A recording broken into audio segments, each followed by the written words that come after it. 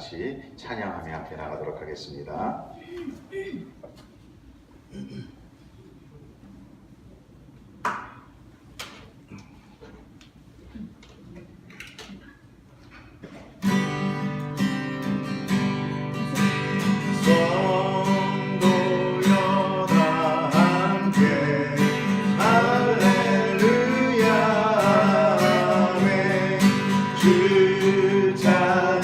찬양하여라 할렐루야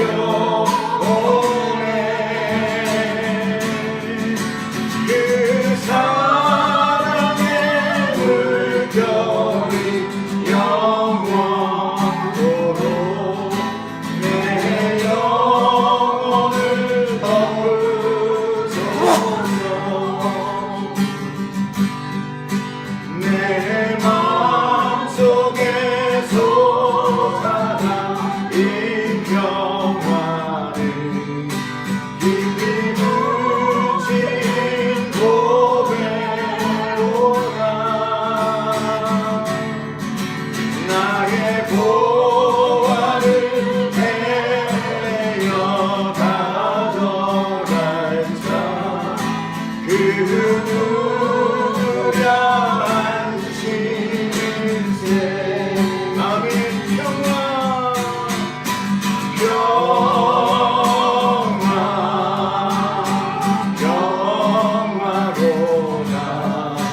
하늘 위에서 내려오네.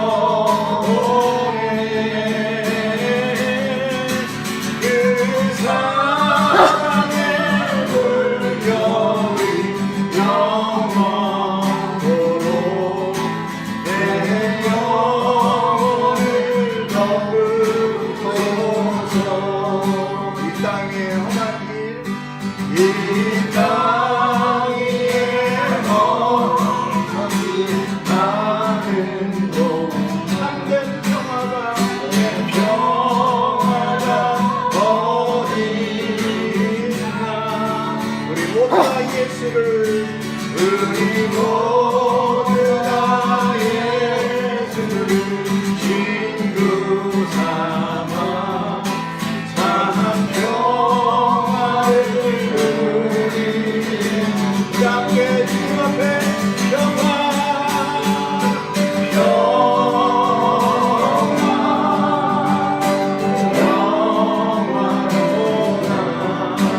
하늘 위에서 내려오네.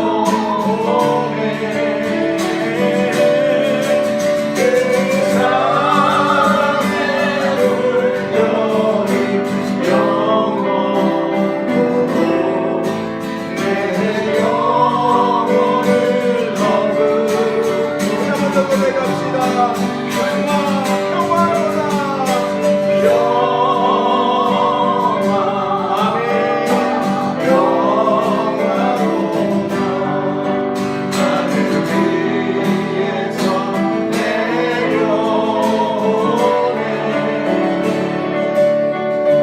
그 사랑의 물결이 영원토록 내 영혼을 덮으소서. 우리 한번 더 고백합시다. 평화,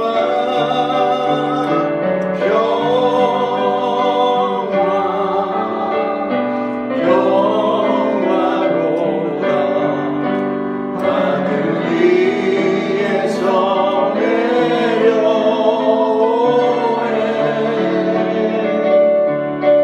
그 사랑의 물결이 영원토록 내 영혼을 덮으소서. 그렇습니다. 하나님 축복합니다. 특별히 오늘 하나님의 말씀 가운데 여러분을 초청합니다. 여러분의 영이 또 마음이 또 귀와 눈이 하나님의 진리의 생명의 말씀을 듣고 깨닫고 또 감동할 수 있는 그런 영이 되기를 축복합니다. 아멘. 오늘 시편은요, 보통 다윗이 많이 지었는데 오늘은 아삽입니다. 아삽은 다윗 시대의 찬양 대장이었다고 제가 말씀드렸었죠. 찬양 대장이기 때문에 다윗의 시대의 사람이에요. 그런데 그 앞에 마스길이라는 얘기 있어요. 아삽의 마스길. 이 마스길이라는 것은 교훈 또는 지혜라는 의미예요. 즉 교훈하는 말씀 또는 지혜의 말씀이다 이런 거죠. 그래서 오늘 시편은 지혜시이며 교훈시라 이렇게 생각하시면 됩니다. 그러므로 아삽은 하나님의 말씀을 대신하여 신이 그분의 백성들에게, 즉 하나님의 말씀을 자기가 받아가지고 그 마음을 그대로 백성들에게 교훈으로 지혜로 가르치고 있는 게 오늘 말씀이다. 오늘 시편 78편이다. 여러분 그렇게 아시면 됩니다. 자, 우리 같이 1절을 한번 읽도록 하겠습니다. 읽겠습니다. 내 백성이여 내 율법을 들으며 내 입의 말에 귀를 기울일지어다. 내 백성아 들어라. 하나님의 백성은 하나님의 말씀을 듣는 자들이 하나님의 백성입니다.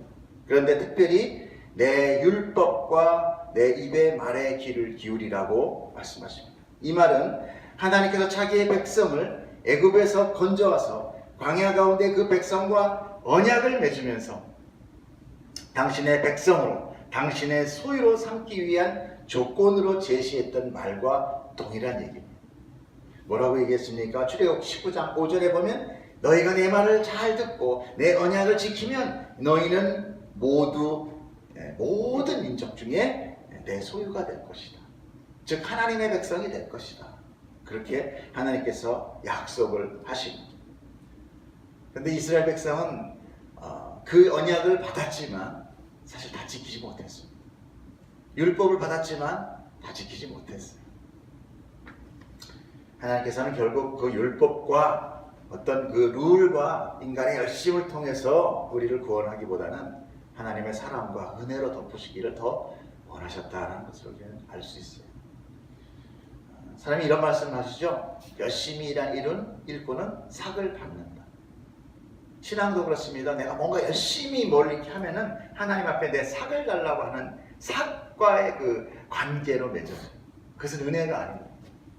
하나님께서는 우리에게 그 은혜를 거저 주시는 거예요. 근데 우리가 거저 받는다고 우리가 그 은혜가 되는가? 거기서 가장 중요한 것이 바로 율법이라는 거예요. 율법은 비록 예수 그리스도로 말미암아서 신약에서는 폐하여졌습니다. 그렇죠? 어찌 보면은 완성되었다 하도 맞죠. 이제 완성됐으니까 그럼 우리하고 관계가 없는가? 그렇지 않습니다. 율법은 그 율법 안에서 내가 깨달아져요. 어떻게 깨달아지느냐? 하나님과의 나와의 관계가 깨달아집니다. 그래서 그 율법을 통해서 오히려 우리는 하나님 앞에 나아가는 그 율법이 인도자가 되게 하는 거예요. 우리는 율법을 통하여 무엇을 깨닫게 됩니까? 내가 얼마나 하나님의 말을 잘 듣지 않고 또 하나님의 하라는 걸 제대로 순종하지 못하고 내 의지대로 살아가는, 즉 내가 얼마나 죄인인지를 명확하게 알 수 있는 잣대가 바로 율법이 됩니다. 그래서 율법은 지키라고 준 것이 아니라 율법을 통하여, 그 거울을 통하여, 율법이란 거울을 통하여 내 상태를 봐라. 그래서 하나님께서는 내가 하나님 내 힘으로는 살아봐야 아무것도 할 수 있는 게 없어요. 나는 하나님의 은혜만을 구합니다. 그리고 나아가는 자를 당신의 자녀로 삼으신다는 거예요. 그래서 예전에 우리가 그 신약과 복음서 같은 데 보면 누가 나타납니까? 바리새인이라는 사람이 나오죠. 제사장, 서기관들, 율법교사. 근데 하나님 예수님께서는 그들을 막 핀잔 주잖아요. 왜 그래요? 그들은 아까도 얘기했죠. 자기가 뭔가 열심히 했기 때문에 늘 내가 내 이 대가를 지불해 주세요라고 하는 그런 자기 대가의 지불, 자기 노력에 대한 산물로 구원을 얻으려고 합니다. 그것은 하나님을 진정한 자기의 주인으로 삼는 것이 아니라 오히려 내가 스스로 아직도 주인된 삶을 버리지 못하고 있는 것이다. 여러분, 우리는 그래서 율법을 통하여 하나님의 사랑을 깨닫게 됩니다. 이 지겨운 율법, 이걸 어떻게 다 지켜? 너무너무 힘들어. 거기에 너무 집중하지 마시고 우리가 열심히 율법을 지키고 하나님의 말씀을 지키려고 할 때 잘 안 되는 그 순간, 나는 정말 하나님 앞에 선한 자가 아니구나. 나는 그저 이렇게 악하구나. 그렇구나. 그래서 나는 하나님의 은혜가 필요한 자구나. 그리고 하나님의 은혜를 붙드는 자, 그를 하나님께서 너가 의인이다 라고 칭해주신다는 거예요. 이 기가 막힌 참 이 세상의 논리와는 참 반대의 이 논리, 이 지혜를 어떻게 알겠습니까? 성경이 아니고서는, 성령이 아니고서는 우리가 깨달을 수 없는 것입니다. 자, 자신이 이렇게 죄인임을 깨닫지 못한다는 말, 그는 결코 하나님 말에 귀를 기울이지 않을 뿐더러 하나님에 대해서도 관심이 없게 될 것입니다. 내가 죄가 없는데 뭘 그렇게 죄하나? 그러므로 율법은 우리에게 아주 중요한 것이라는 것입니다. 그 율법이라는 단어를 새 번역에서는 교훈이라고도 번역하고 있습니다. 교훈은 뭐예요? 가르치고 훈계하고 하는 것이죠. 어린 자녀나 학생들을 가르치고 훈계하는 것은 무슨 목적이에요? 훌륭한 사람이 되게 하기 위함이죠. 어떤 거기 아주 그냥 그 교훈을 달달달달 외우는 사람이 되는 게 아니라 그걸 통해서 훌륭한 사람이 되는 것을 목적으로 합니다. 그러므로 하나님의 교훈은 하나님의 백성의 합당한 자로 만들기 위한 것이다. 그래서 우리 주의 백성들은 바로 이 율법과 하나님의 말에 귀를 기울여야 하는 것이 첫 번째 우리의 자세예요. 내가 말씀을 모르고 내가 성경을 모르고 그리고 어떻게 하나님에 대해서 안다고 할 수 있어요? 그냥 하나님 어디 계셔? 저 하늘 위에. 하늘에 계신 거 보신 분 없어요. 하늘에 계신 게 아니라 뭐라고 그래요? 하나님은 오늘 자기 백성의 마음 안에 있어요. 그래서 우리 보고 뭐라고 그럽니까? 성전이다. 여러분, 그래서 우리가 이 몸을 조심하고 늘 건강을 조심하고 그런 내 나를 위해서도 우선 첫 번째 그렇게 살아가는 것이 좋지만, 그러나 하나님 내 안에 누가 계세요? 하나님 계세요. 내가 누구예요? 성전. 그래서 나를 거룩하게 지키고, 내가 술 먹고 담배 피우고 뭐 술 한 번 안 먹고 담배 한 번 더 폈다고 해서 뭐 당장 죽이 원래 죄인인데 뭐 우리 그런 거로 정죄하지 마세요. 우리 원래 다 죄인이에요. 내 속으로는 얼마나 더 더러워요? 저놈도 미워하고 이놈도요. 미워하면 뭐라 그랬어요? 살인한다라고. 나는 더 더러운데 뭐 담배 한 번 폈다고. 그게 중요한 게 아니라 내가 성전이죠. 하나님이 내 안에 계시다는 걸 내가 깨닫는다면 내 몸을 어떻게 거룩하게 지키는, 그래서 건강하게 나를 잘 따르는. 여러분, 그래서 여러분의 몸을 잘 다스리길 축복합니다. 아멘. 모든 어려움, 모든 육체의 병은 나을지어다. 아멘. 나의 기쁨 이런 것보다도 내가 하나님의 성전이니까. 내 성전이, 하나님의 성전이 고장나 있으면 안 되잖아요. 부서져 있으면 안 되잖아요. 여러분 기도할 때도 요령이에요. 하나님 나 빨리 낳게 해가지고 빨리 돌아가면서 돈 많이 벌게 해주세요가 아니라, 하나님이 거하신 이 성전이 불편합니다. 내 마음이 어려워요. 하나님이 내 몸을 건강하게 해서 내가 건강한 신앙생활을 할 수 있도록 주님께서 그 뜻 가운데 능력으로 고쳐주시옵소서. 아멘. 이것은 분명히 하늘의 뜻과 맞는 기도예요. 우리가 주기도만 할 때 뭐라고 해요? 하늘에 계시는 우리 아버지여, 하늘의 뜻이 우리 이 땅에 이루어지게 하셔서 그러잖아요. 모든 기도는 하나님의 뜻 가운데 맞아야지 하나님의 뜻이 나한테 맞출 수는 없어요. 절대 응답이 안 돼. 그건 그 요령이 아니에요. 하나님도 요령법입니다. 뭐 어떻게 요령? 성경에 나와 있는 대로 하나님 가르쳐주죠. 이렇게 해라, 이렇게 해라. 너희는 기도 이렇게 해라. 내 뜻에 맞게. 그럼 우리 하나님의 뜻을 알아야 되겠죠. 하나님의 뜻을 이 말씀 가운데서 묵상하며 깨닫는 자 되기를 축복합니다. 아멘. 자, 2절을 한번 읽어주세요. 시작. 내가 입을 열어 눈으로 말하며 예로부터 감추어졌던 것을 드러내려 하느니라. 예, 내가 입을 열어 비유로 말하며 예로부터 감춰졌던 것을 드러내려 한다. 여러분, 하나님의 말씀은 비유로 말하며 감추어졌던 것을 드러내게 하신다고 합니다. 비유로 말씀하시는 것은 예수님께서 뭐라고 말씀하시냐면 누군가는 알아듣지 못하게 하기 위함이다, 이렇게. 저는 이 말씀 들으면서 내가 이거 못 알아듣으면 나 이거 큰일 나는 거 아닌가 걱정이 되더라고요. 특별히 성경에서는 몇 군데 하나님의 말씀에 대해서 이렇게 경고를 하고 계시는데, 특히 이사야 말씀이 뭐라 합니까? 이사야 6장 8절 10절 보면요, 내가 또 주의 목소리를 들으니 주께서 이르시되 내가 누구를 보내며 누가 우리를 위하여 갈꼬 하시니 유명하죠? 그때 내가 이르되 주여 내가 여기 있나이다, 나를 보내소서. 우리가 선교사 파송할 때 참 이거 한 번씩 하지 않았어요? 하잖아요?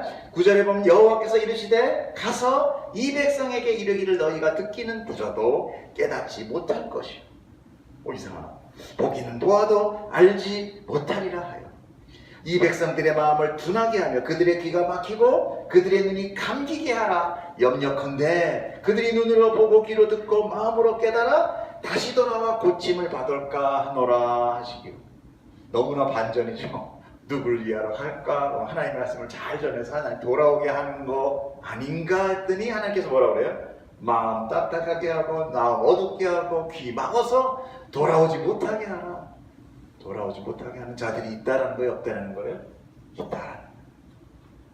여러분, 저는 늘 느끼지만 많은 저는 저희는 병원 사역만 합니다.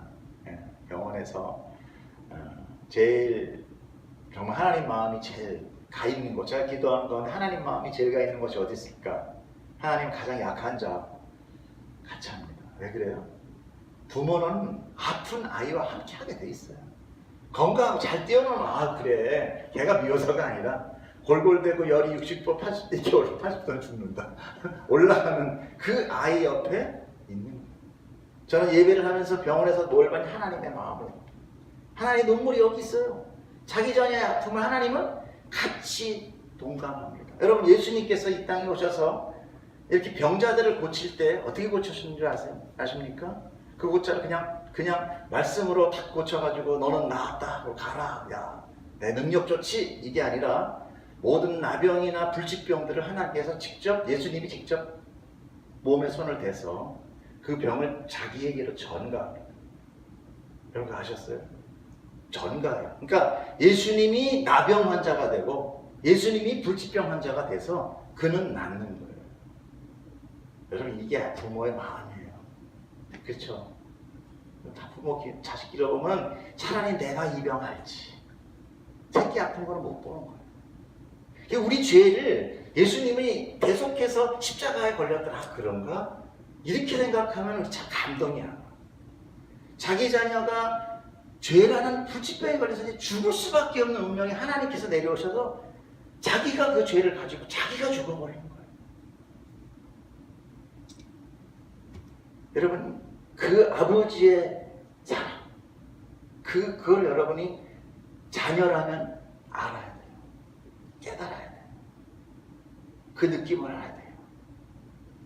그냥 와 신난다. 아, 복음은 복된 소리래. 내일은 로또 맞을까? 이게 아니라 하나님 앞에 정말 그 하나님의 전령 아버지의 사랑이 내 안에 정말 참 어떤 때는 면도를 같이 참 잘하게. 그때 우리가 아버지 그렇게 기도하면서 눈물도 흘리게 돼요. 그 기쁨의 눈물, 감사의 눈물, 내서름의 눈물이 아니에요.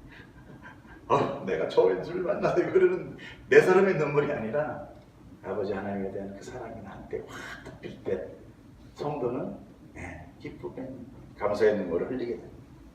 마태복음에도 또 뭐라고 나와요? 예수님께서 뭐래요? 그러므로 내가 그들에게 비유로 말하는 것은 그들이 보아도 보지 못하고 들어도 듣지 못하며 깨닫지 못하게 하리라.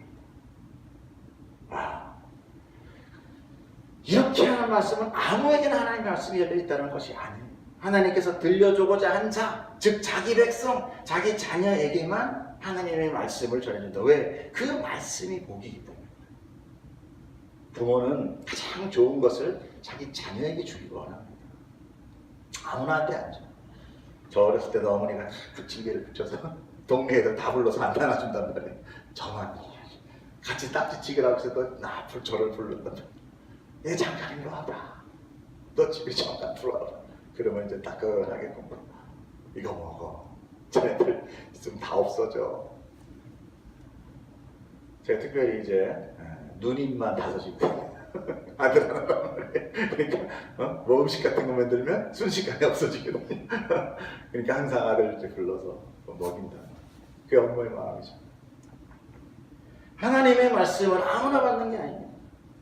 더구나 감추어진 말씀이라고 그래요. 감추어진 말씀. 그래서 바로 무슨 얘기냐? 하늘의 비밀이다. 비밀이다. 감추어졌다. 알 수 없다는 거죠. 근데 여러분, 어떻게 여러분은 하늘의 이 비밀과 그 비유를 여러분 깨닫는 자가 되었습니까? 이걸 아셔야 돼요. 성경은 바로 그런 것들을 이야기하고 있어요. 나는 이런 사람이고 너희는 지금 무엇을 받고 있고 너는 지금 뭘 때문에 이렇게 복을 내가 주고 있는데 그 복을 네가 아니? 근데 우리 그 관심 없어. 내 사업이 더 중요해. 내 자식 잘 되는 게 중요해. 이것만 너무 같다니까 기독교가 어떻게 돼요? 저기서 목탁 치시는 분이나 저기서 부적 붙이는 분이나 별 다른 게 없어. 그렇죠? 이 종교가 별 다른 게 없어. 하나님도 그냥 우상. 그저 많은 신들 중에 그냥 어느 하나. 그냥 잘만 빌고 열심히 그냥 헌금하면 그냥 사업 잘 되는. 이러면서 목재. 자칫하면 그렇게 됩니다. 하나님은 결코 그걸 원하지 않습니다. 누가 자녀가 자기 부모를 그렇게 대할 수 없죠. 능력 있는 사람들 중에 하나, 이건 아니다라는 거죠. 하나님은 나만 사랑하시거든요. 마치 나만 사랑하는 것 같이, 여러분만 사랑하는 것 같이 방에도 찾아오시고 마음 가운데 찾아오셔서 그 비밀, 그 비유를 말씀하시고 깨닫게 하시는 할렐루야. 여러분 오늘 이 말씀을 여러분 깨닫는 자 되기를 축복합니다. 이것이 바로 하나님의 은혜예요. 하나님께서는 오늘 것을 교회에게 말씀하시며 드러내고 계시다는 거예요. 그래서 우리가 이렇게 깨닫게 되고 이해하게 되고 날마다 예배 때마다 그 말씀을 당신의 종으로부터 이렇게 듣게 되는 거예요. 그래서 종을 위해서 저 같은 이런 불쌍한 목사를 위해서 많이 기도해 주셔야 됩니다. 왜 그래요? 왜곡되지 말라고. 말씀을 잘 받아서 여러분에게 잘 설명할 수 있는 그것이 여러분의 복인 거예요. 네. 여러분 다시 한번 여러분에게 정말 말씀드립니다. 정말 성경의 말씀이 나의 이야기로 들리십니까? 아니면 정말 2000년 전 우리 민족과는 전혀 상관없는 정말 알지도 못하는 저 고대 아랍권에 있는 고대 근동에 발생했던 그런 어떤 예수라는 청년의 십자가에 그저 죽었대더라 라는 그 이야기 그렇게 그냥 끝나버립니까? 정말 내 사건으로 그 사건이 두렵고 기쁘고 떨리게 감사와 감격으로 느껴지십니까? 만약 여러분이 하나님의 백성이 아니라면 그 반응은 한 가지예요. 그래서 어떻게 했대요? 그래서 뭐 그게 무슨 나와 무슨 상관이 있어? 그건 저기 계신 저기 나라 우리나라도 아닌데 무슨 상관이 있어? 그 상관과 나는 아무 상관이 없다라고 이야기하게 된다. 그런데 이게 얼마나 무서운 건지 여러분 아십니까?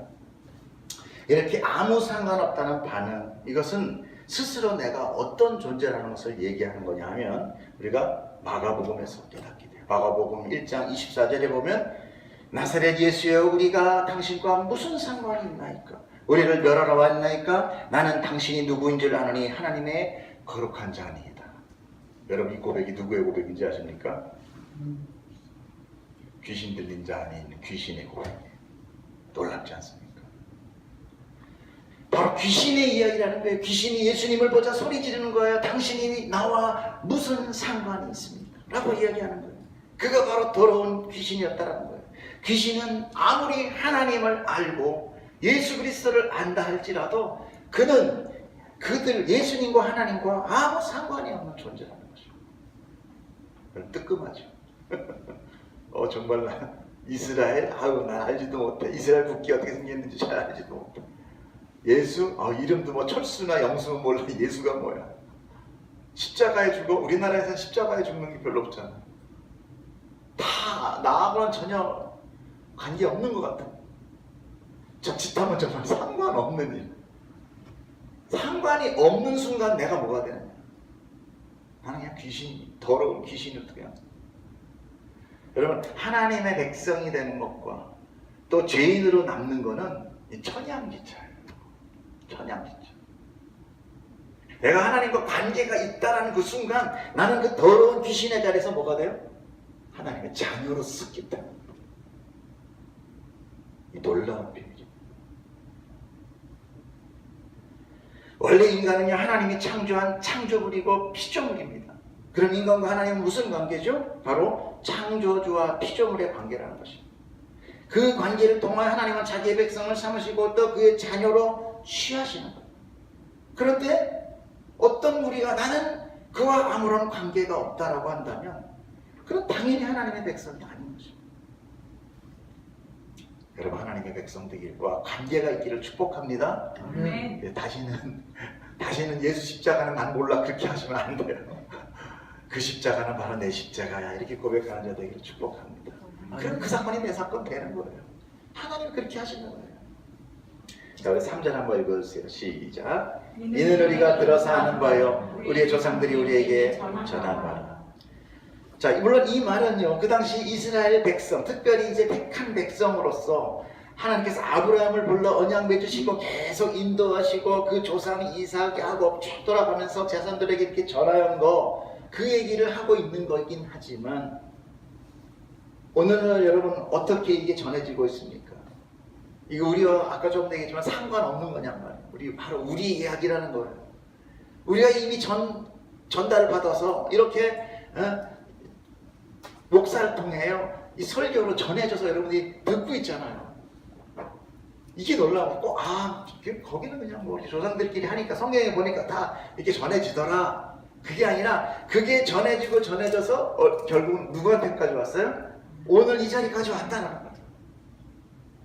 그러므로 여러분은 이제 뭐예요? 그 모든 이스라엘의 조상이 그냥 이스라엘이라는 외딴 나라의 조상이 아니라 우리의 믿음의 조상이 되는 거예요. 연관이 되는 거죠. 상관이 되는 거예요. 그래서 우리의 조상은, 우리의 믿음의 조상은 누구예요? 아브라함까지 올라가.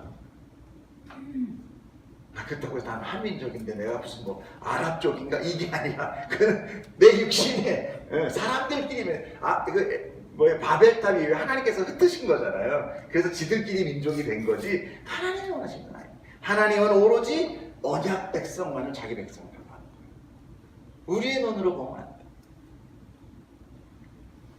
그 때문에 하나님께서 이렇게 자기의 백성을 통하여 전해지고 전해져서 깨닫게 하는 것, 이것이 하나님의 능력이에요. 그래서 교회가 전도함으로 사람들로 하여금 이렇게 들려지게 하는 것, 이건 아주 중요한 거다. 여러분, 우리 침묵하면 안 됩니다. 오늘 뭐라고 합니까? 전하라 그러지 않습니까? 듣는 자는 듣는 거예요. 여러분, 그렇지만 전도한다고 우리가 알려준다고 해서 사람들이 그럼 100%다 알아듣느냐? 아니라는 걸 조금 전에 알았죠. 상관이 있는 자와 상관없는 자가 있다니까요. 상관 있는 자만 듣는 거예요. 우리는 뭐예요? 전하면 되는 거예요. 전에서 누가 들었는지 안 들었는지까지 여러분 책임 하나님께서 안 물으세요. 걱정하지 마세요. 전하면 돼요. 이것이 바로 하나님의 택함. 하나님의 택함에는 택한 자 또는 안 택하지 않은 유기된 자가 이 땅 가운데 함께 있다. 그러므로 택한 자는 상관이 있게 받아들이고 유기된 자는 상관없음으로 나아가. 그러므로 구원은 하나님의 주권입니다. 마치 아브라함을 하나님이 직접 택하셨듯이 하나님이 직접 찾아가셨죠. 우리도 마찬가지잖아요. 제가 언제 하나님 믿을 때 하나님 찾아갔나요? 누구누구를 통해서, 기도를 통해서 우리로 하여금 하나님이 찾아오셨죠. 네. 그러므로 이렇게 아브라함을 찾아가셔서 당신 백성 만드시듯이 하나님의 뜻으로 선택하시는 것이 구원이다. 내 뜻 아니다. 그렇게 구원은 비밀로 감추어져 있고 오직 하나님의 택한 자만이 말씀에 순종하는 자, 믿는 자, 관계 있는 자, 상관하는 자로 나아가게 돼요. 구원은 믿음으로 받게 된다고 합니다. 그런데 그 믿음을 누구의 믿음이라고 하느냐? 바로 우리는 우리의 믿음이 아닌 하나님의 선물이다라고 성경은 이야기합니다. 우리 모든 것 다 선물로 받는 것입니다. 그러므로 우리 인간의 의지적이며 주도적인 마음의 결단이 아니라 하나님께서 우리의 마음의 중심을 보시고 택하신다. 그래서 하나님은 나는 외모를 보지 않고 그의 중심을 보신다는 의미가 바로 그런 것입니다. 하나님은 당신의 피조물 전부를 아십니다. 그래서 전지전능이라고 해요. 그러므로 하나님은 자신이 창조한 자 마음속에 하나님의 믿음이 들어갈 자인지 아닌지를 분명히 아신다. 난 아닌데, 난 안 바뀌는데 여러분 걱정하지 마세요. 하나님께서 택하신 자는 하나님이 기필코 여러분들을 끌고 가서 완성시켜 내십니다. 그러므로 우리는 이 구원의 은혜를 매 순간 전율함으로 깨닫고 감사로 가득하게 되는 거예요. 그런 내 안에 기쁨이 없다면 그럼 정말 우리는 기도해야 돼요. 하나님, 내가 하나님의 그 말씀과 비밀이 내 안에 살아 숨쉬게 하여 주시옵소서. 하나님과 상관 있는 자 되게 하여 주시옵소서. 여러분 기도해야 돼요. 왜요? 이것이 바로 내 생명과 달린 문제거든요. 자, 4절 한번 읽어주세요. 시작. 우리가 이를 그들의 조선에게 숨기지 아니하고 여호와의 영예와 그의 능력과 그가 행하신 기이한 사적을 후대에게 전하리로다. 아멘. 자, 그렇기 때문에 깨닫는 자는 이것을 자신의 후대에게 당연히 전하게 될 것입니다. 그런데 무엇을 전하라 그래요? 여호와 즉 하나님의 영예와 그의 능력과 그가 행하신 기적, 이렇게 나와 있어요. 근데 여기서 보면은요, 제일 먼저 누가 나옵니까? 하나님의 영예. 영예란 세 번역본으로 보면 뭐라고 나오냐면 영광스러운 행적이다. 영예는 영광스러운, 하나님의 영광 돌린다, 이런 뜻이에요. 사람들은 보통 뭐에 사람이 마음이 집중되어 있습니까? 맨 마지막에 나와 있는 기이한 사적에 사람들을 많이 좋아해요. 그러나 그것은 마지막에 중요한 것이 아니다. 하나님의 능력이나 그분의 영광스러운 일에 대해서는 사람들은 잘 알지 못하고 잘 전하지 못하지만 기적이 뻑 일어나면 야 너 어디 가서 병났대, 누가 어디서 뭐 능력 좋대, 이 얘기는 잘 전한다. 사람들은 자기가 좋아하는 것만 보고 또 듣고 싶은 말만 들으려고 합니다. 그 사람의 완악한 마음. 말씀 속에는 순서가 있어요. 먼저 무엇이냐? 하나님의 영광이에요. 여러분, 하나님의 영광을 드러낸 자 되길 축복합니다. 말씀 가운데 하나님의 영광을 발견하십시오. 두 번째 뭐예요? 하나님의 능력입니다. 뭐의 능력이에요? 병 고치는 능력? 소원 들어준 능력? 아니에요. 말씀의 능력. 죄인을 구원하는 능력. 단단한 나 같은 껍데기. 정말 내가 나를 봐도 난 고집세지 않습니까? 자기 말 알아. 절대 타협하지 않습니다. 이런 나의 마음을 따스하게 녹여서 내 안에 하나님의 은혜를 집어넣고야만 하나님의 능력. 그 다음에 기적이라는 것. 여러분의 신앙의 삶이 이 순서가 되기를 저는 축복합니다. 아멘. 하나님의 기적은요, 말씀과 능력, 영광이 내 안에 가득 찰 때 있어도 되고 없어도 돼요. 왜요? 우리가 살아있는 이 육체 시간은 잠깐이면 지나가요. 괜찮아요. 견딜 수 있어요. 그래서 믿음은 인내다. 그렇잖아요. 믿음은 인내를 낳고 이렇게. 여러분의 믿음이 인내되기를 축복합니다. 자, 5절 6절 한번 읽어주십시오. 시작. 여호와께서 세우시며 법도를 이스라엘에게 정하시고 우리 조상들에게 명령하사 그들의 자손에게 알게 하셨으니 이는 그들로 후대 곧 태어날 자손에게 이를 알게 하고 그들을 일어나 그들의 자손에게 일러서. 여기서 여호와께서 증거를 야곱에게 세웠다. 그리고 법도를 정하고 명령했다. 근데 무엇을 명령했느냐? 앞서 설명한 뭡니까? 하나님의 영광스러운 일과 능력과 기적들을 기록한 성경을 이야기하고 있는 거예요. 그 이야기, 그 말씀을 전해라. 즉 이 성경을 주심은 그들뿐만 아니라 그들 자손에게 알리게 하는, 하나님은 너만 알아, 너만 아는 게 아니라 하나님의 모든 앞으로 태어날 모든 민족까지 하나님은 다 하나님 계획 가운데 있는 것입니다. 내가 너를 어미의 태에서 나기 전에, 내가 창세 전에 생명책에 기록했다고 하잖아요. 그죠? 그러니까 우리는 지금 여기에 보이는 우리만이 아닌 우리의 계속 우리의 후대에 대해 전해야 될 의무가 있다라는 거예요. 전하지 않으면 누가 들으리요? 그렇죠. 듣지 않으면 어떻게 믿으리요? 그렇죠? 여러분이 전해야 된다. 우리가 전해야 된다. 교회가 전해야 된다는 거예요. 왜요? 우리는 하나님과 상관 있는 자니까. 우리 하나님, 우리 아버지니까. 자녀는 아버지를 자랑하게 돼 있어요. 나쁜 아버지 말고. 은혜 받은 아버지는, 아버지를 경험한 자는, 그 아버지의 사랑을 경험한 자는 그 자녀에게 이야기하게 돼 있어요.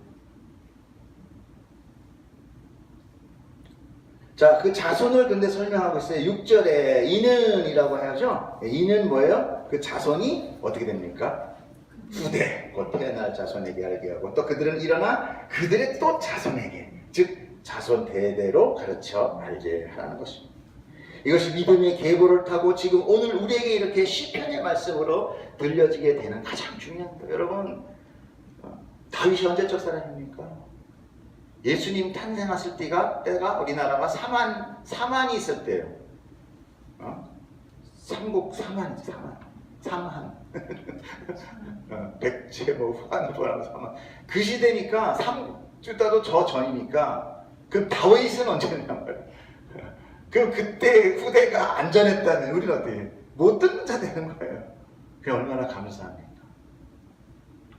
이 아삽의, 이 하나님이 아삽을 통해서 명령하신 이 시편은 가만히 옛날에 바로 우리를 위하여 전해지고 있었다는 거죠.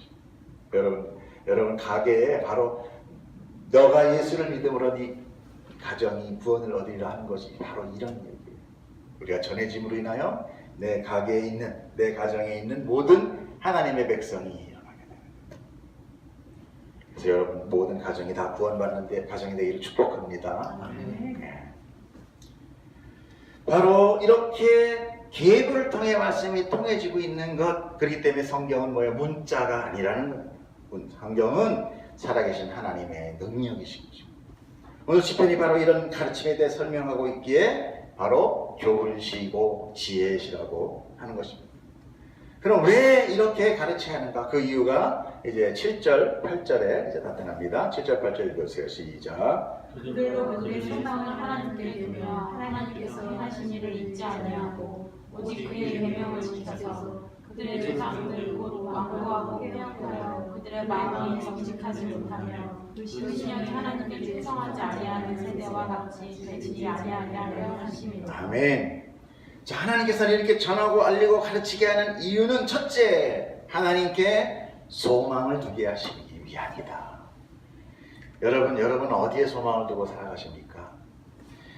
여러분 하나님의 소망을 두고 살아가는 자 되기를 축복합니다. 이 말씀의 기준으로 볼 때 우리의 기도가 하나님이 아닌 그 어떤 것이라면 그 모든 것은 다 우상입니다. 내 삶의 모든 하나님이 나의 소망이 하나님이라면 여러분 우리가 기도할 때도 모든 소망이 하나님이 돼야 되는 거예요.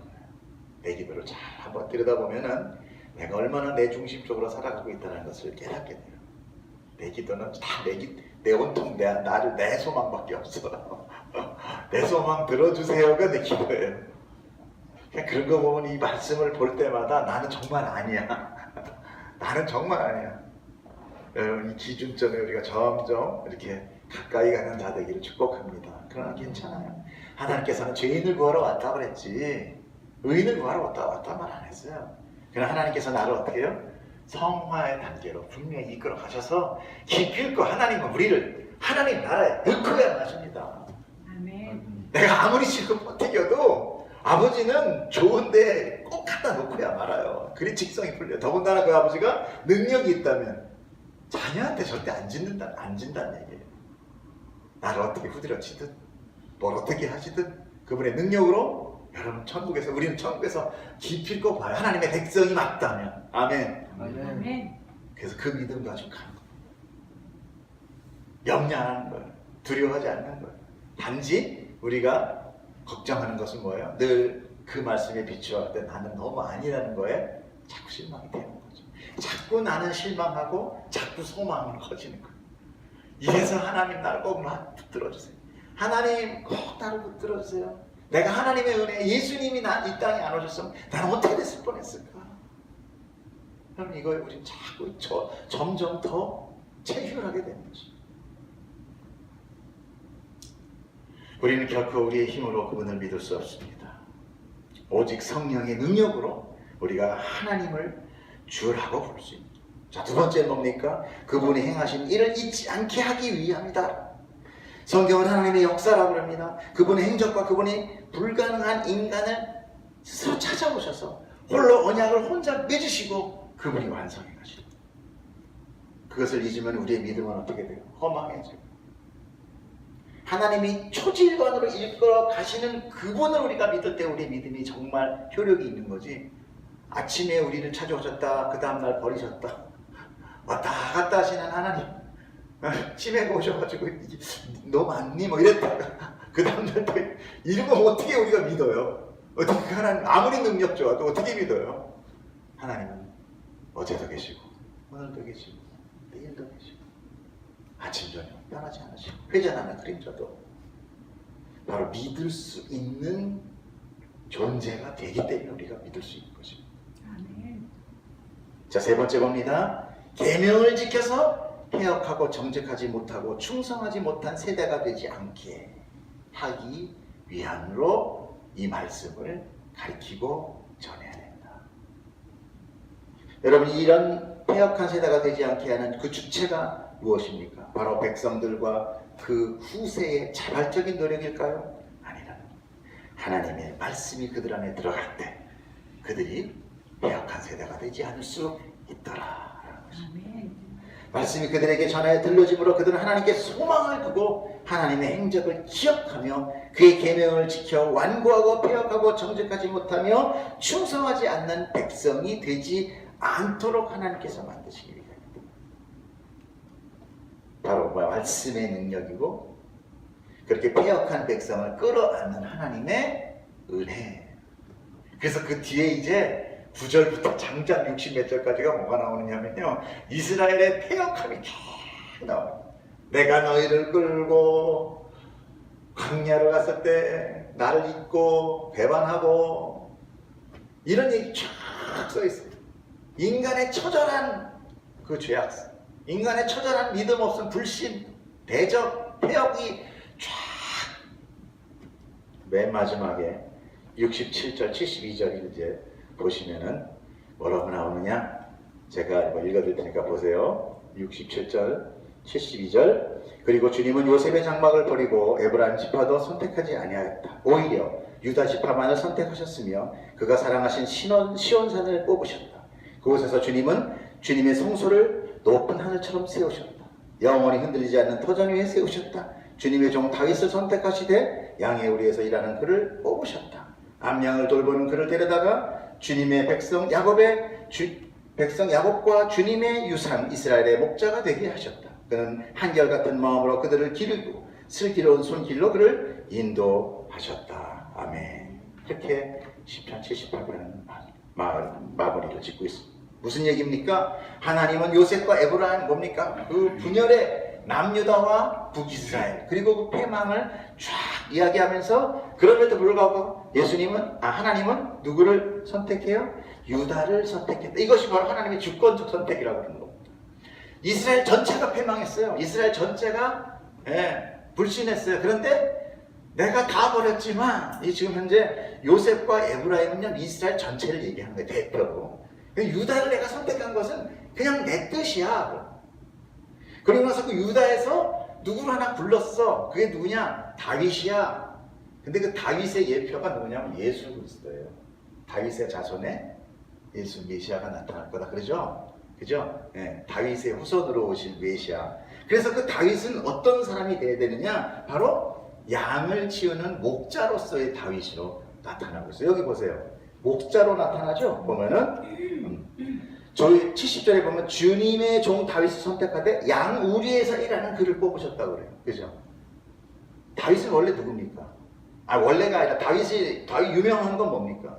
왕이죠, 왕. 그러니까 왕으로서의 다윗을 하나님의 택함이 아니라 목자로서의 다윗을 택했다는 거예요. 왜? 내가 이 다음에 너희를 목자같이 줄 예수님을 줄 거기 때문에 이 목자의 모습으로 예수를 줬다. 근데 이 다 패망한 민족 가운데 내가 은혜로 그를 세웠다. 그러므로 너희는 이렇게 패역했던 그 모든 역사와 그럼에도 불구하고 하나님이 버리지 않고 붙들어 메시아를 보내는 하나님의 그 역사적 성경을 말씀을 상관없다 그러지 말고 자손 대대로 전해라. 할렐루야. 저는요 가끔 하나님께서 이렇게 성경을 쭉 쓰시면서 보실 때 뭘 느끼냐면 처절한 짝사랑의 편지를 읽는 것 같아요. 우리는 안 들어. 절대 안 들어요. 쭉 읽어보고 여기서 뭐 내가 너와 함께하리라, 네가 일어서리라, 능력을 발휘하리라 뭐 이런 얘기 없으면 다 넘어가. 별로 인기가 없어. 근데 그걸 읽어보면 거기서 하나님이 내가 너를 사랑했다는 얘기가 뭔 연애 편지도 그런 연애 편지. 여러분 그런데도 여러분 내가 하나님과 상관없는 자 맞습니까? 오히려 내가 하나님을 상관 있다라고 부른 것이 아니라 하나님이 나와 상관해 주신 겁니다. 할렐루야. 여러분 오늘 하나님이 여러분을 붙드셨습니다. 하나님이 여러분을 인도하셨어요. 그리고 하나님이 여러분의 인생을 책임지시고 결국 여러분을 하나님의 나라로 인도하실 줄 저는 믿습니다. 아멘. 여러분 실망하지 마십시오. 여러분 두려워하지 마십시오. 하나님의 능력이 여러분을 기필코 하나님 나라로 데리고 갈 것입니다. 그 능력이 하나님을 이 성경의 말씀 가운데서 하나하나 깨달을 때 우리의 믿음은 점점 자라서 우리가 성화된 진정한 하나님의 자녀로 거듭날 줄 믿습니다. 아멘. 우리 한 번 기도했으면 좋겠는데요.